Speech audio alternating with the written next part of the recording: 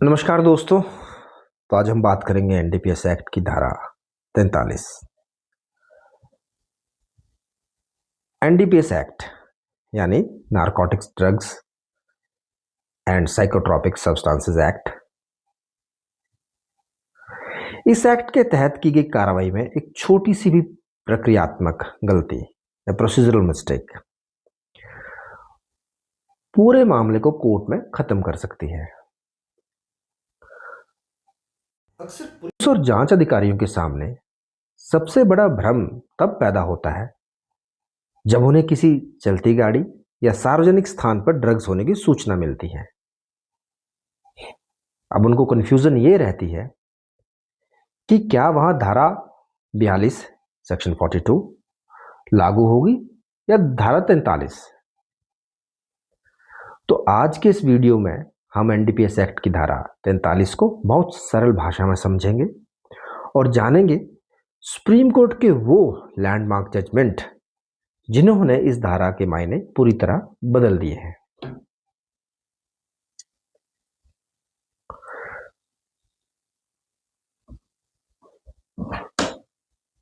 सबसे पहले सीधे कानून की बात करते हैं।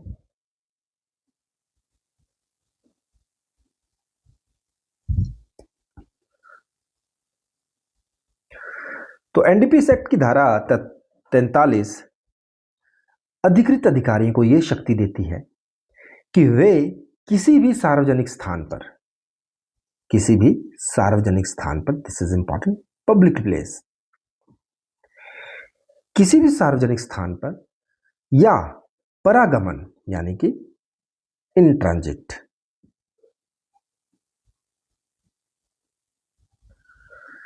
के दौरान किसी संदिग्ध गाड़ी को रोक सकते हैं या उसकी तलाशी ले सकते हैं।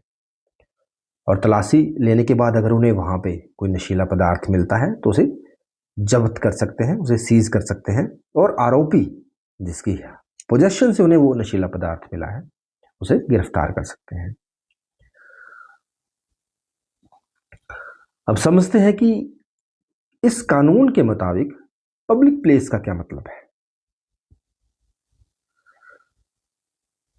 तो पब्लिक प्लेस जैसे कोई भी सार्वजनिक वाहन जैसे सरकारी या प्राइवेट बस, कमर्शियल ट्रेन या पब्लिक टैक्सी।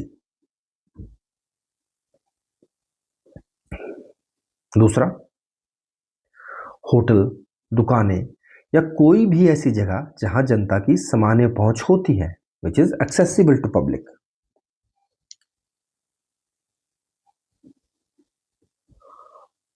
तो अब देखिए, जब पब्लिक प्लेस की बात होगी तो हमारे पास कौन सी धारा एक्टिवेट होगी? सेक्शन 43। और जब प्राइवेट प्लेस की बात होगी तो धारा या तो 41 या 42, या तो आप वारंट लीजिए, ऑथराइजेशन लीजिए, या आप रीजंस को लिखित में रिकॉर्ड कीजिए और अपने सुपीरियर को विद इन 72 आवर्स इंफॉर्मेशन भेजिए। पर पब्लिक प्लेस में आपको इस तरह की कोई रिक्वायरमेंट नहीं है, क्योंकि धारा 43 आपको एम्पावर करती है। अगर आपको स्टेट गवर्नमेंट ने बाय नोटिफिकेशन अगर आपको प्राधिकृत किया गया है, if you are the empowered officer by the state government, then section 43 के अंदर आप किसी भी पब्लिक प्लेस के अंदर एंटर कर सकते हैं, सर्च कर सकते हैं, सीजर कर सकते हैं और जो व्यक्ति जिसकी पोजीशन में कॉन्ट्राबैंड मिलता है उसे अरेस्ट कर सकते हैं। और इसके लिए आपको एक चीज और बताना चाहूंगा मैं यहाँ पे कि आप ये काम दिन रात कभी भी कर सकते हैं पब्लिक प्लेस में।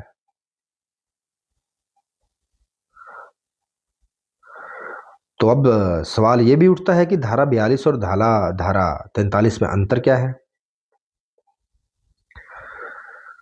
तो जो धारा 42 है ये बेसिकली प्राइवेट प्लेस के लिए है, जैसे किसी का घर, गोदाम या प्राइवेट बिल्डिंग पर लागू होती है, जबकि धारा 43 पूरी तरह से सार्वजनिक स्थानों के लिए है। This is totally for the public place. धारा 42 जो है वो है प्राइवेट प्लेस।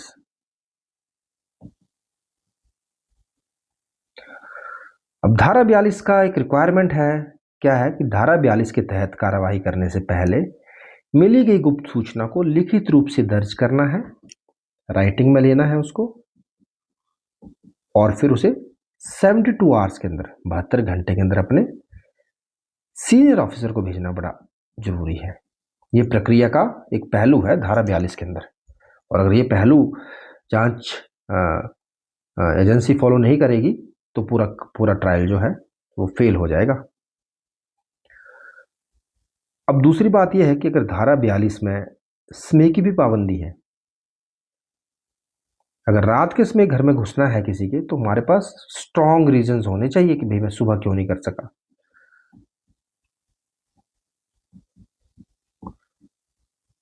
पर जबकि पब्लिक प्लेस में ऐसी कोई पाबंदी नहीं है। अब एक बड़ी इंपॉर्टेंट जजमेंट है कि मान लो अगर किसी की प्राइवेट कार रात को सड़क से निकल रही है,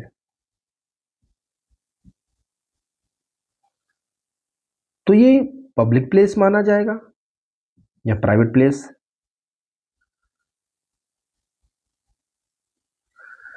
तो सुप्रीम कोर्ट ने एक बड़ी इंपॉर्टेंट जजमेंट दी है, state of Rajasthan versus Jagraj Singh case 2016, कि भले ही गाड़ी किसी सार्वजनिक स्थान पर रोकी गई हो, लेकिन अगर वह गाड़ी एक प्राइवेट व्हीकल है तो उसे सार्वजनिक स्थान नहीं माना जाएगा।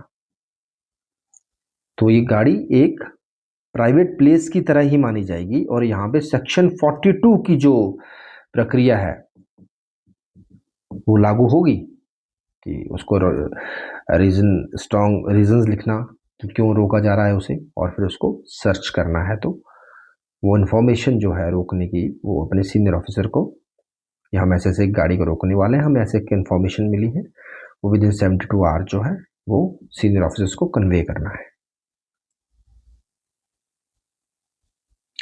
अब एक और चीज है, मान लीजिए आप बस स्टैंड पे खड़े हैं, bus stand is a public place,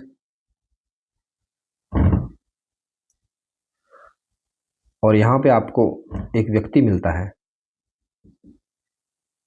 और आपको कोई बताता है सोर्स से कि सोर्स इनपुट ऐसा है कि इसकी पॉकेट में जो है 10 ग्राम हेरोइन है। तो क्या आप इसको सेक्शन 43 में जाके सिंपली सर्च कर सकते हैं? तो इसका जवाब है नहीं, क्योंकि यहां पे आपको पर्सन की सर्च लेनी है, बॉडी की सर्च लेनी है, तो धारा 50 सेक्शन 50 प्ले में आएगी। जब हम व्यक्ति की पैंट की जेब, पैंट या शरीर की तलाशी लेते हैं तो धारा 50 एनडीपीएस एक्ट का पालन करना रहता है हमारे को। और ये अगर धारा 50 क्या है इसके बारे में हम डिटेल में पढ़ेंगे, पर यहां पे क्या है, हम किसी व्यक्ति की बॉडी की तलाशी, शरीर की तलाशी, उसकी पैंट या जेब की तलाशी उसकी सहमति के बिना नहीं ले सकते। हम उसे ऑप्शंस देते हैं कि आप अपनी तलाशी किसी मजिस्ट्रेट या किसी गेजेटेड अफसर के सामने करवाना चाहते हैं और हमें ऐसा शक है कि आपकी जेब में ऐसे एनडीपीएस का कॉन्ट्राबैंड है। उन ऑप्शंस के बाद वो व्यक्ति कहेगा कि ठीक है, मैं अपनी तलाशी जो है गेजेटेड ऑफिसर को देना चाहता हूं, या मैं अपनी तलाशी जो एक मजिस्ट्रेट को देना चाहता हूं। तो पुलिस ऑफिसर उसको या तो मजिस्ट्रेट के सामने प्रोड्यूस करेगा या गेजेटेड ऑफिसर के सामने प्रोड्यूस करेगा, फिर उसकी तलाशी ली जाएगी। तो व्यक्ति की सर्च करनी है, किसी पर्सन की सर्च करनी है, उसकी बॉडी की सर्च करनी है, उसकी पैंट की जेब की सर्च करनी है, तो भी सेक्शन 43 नहीं अप्लाई होगी, तब सेक्शन 50 अप्लाई होगा वहां पे, क्योंकि व्यक्ति की सर्च जो है या तो गेजेटेड ऑफिसर कर सकता है या मजिस्ट्रेट कर सकता है। तो ये है धारा 43 एनडीपीएस एक्ट की, जो कि प्राधिकृत ऑथोराइज्ड ऑफिसर्स को पब्लिक प्लेसेस पे सर्च, एंट्री और सीजर की पावर देती है।